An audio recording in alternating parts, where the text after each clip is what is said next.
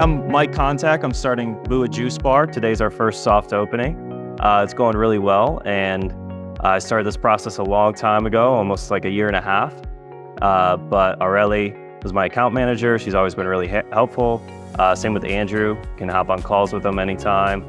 But they helped with everything front to back, my marketing, financial analysis, kitchen layout, which was really important for the flow of everything. You know, anytime I had any questions, I could reach out and I get kind of that franchise support without the franchise tie downs almost. So yeah, today's a soft opening, and it's exciting. It's exciting. It's been a long time coming. The permitting with the town has been a hassle.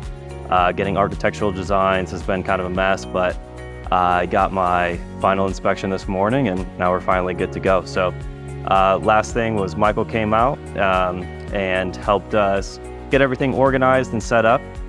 So it's going to be flowing properly here pretty soon. So we really appreciate him and everyone at StartAJuiceBar for what they've done.